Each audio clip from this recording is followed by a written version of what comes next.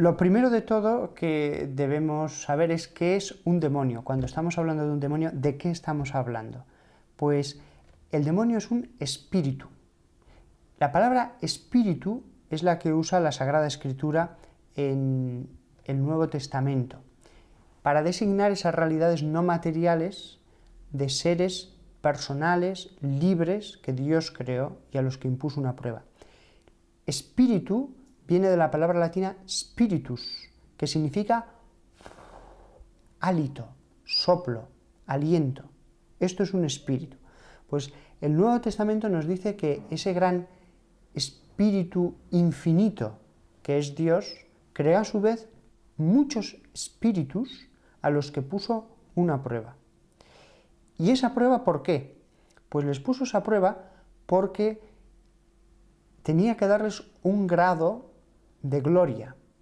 Y en ese grado de gloria no puede ser infinito, tiene que ser siempre limitado. Y entonces Dios, con una gran sabiduría, determinó que cada ser fuera el que determinara el grado de gloria que tendría. ¿Y cómo se determinaría? A través de una prueba. Como los seres humanos, en realidad, según la nobleza, la bondad, todas las virtudes que pone cada ser humano en la prueba, así es el premio. Pues lo mismo sucedió con los espíritus, les puso una prueba y según respondiera cada uno a esa prueba, ese sería el grado de gloria que recibiría cada espíritu. Lo que pasa es que en esa prueba unos espíritus se rebelaron y algunos se rebelaron de un modo irreversible y llegaron a odiar a Dios.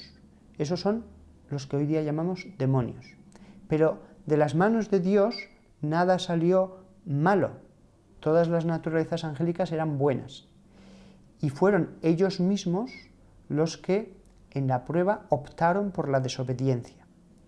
Eso es un demonio, un espíritu rebelde a Dios y que le odia y que ya nunca jamás podrá ver el rostro de Dios, su esencia. What is a demon? Technically speaking, a demon is a fallen angel. So when the angels were first created, we might have talked about this on one of the prior interviews, but they had what the saints called the first three instances. So the first instance is that they were angels created in a state of innocence and goodness, instantaneously in a full act of comprehension and knowing of who they are, who God was, etc. So they could see everything. Whereas we it takes us slog years through life and learn and grow or fall, and they saw it all with clarity. Instantaneously, yeah.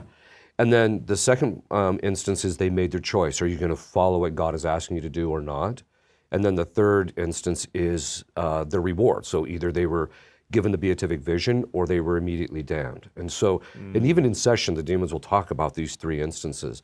One of the things I find interesting is that in that first instance, every single demon that if you do any protracted period of time and you're trying to force him to tell you certain kind of information, you can force him to think about the delight he had in that first instance in seeing how beautiful God's plan was.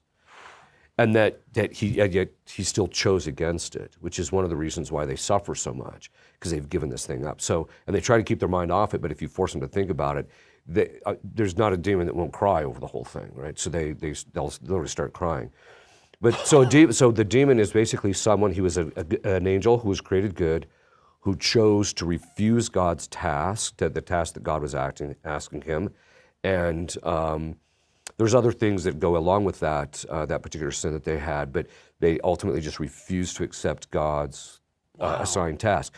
Now what's interesting though is that their assigned task, who a demon is, his personal identity, his very nature, his essence, is his assigned task. Wow. So when he refused his assigned task, it was a perfect act of self-hatred.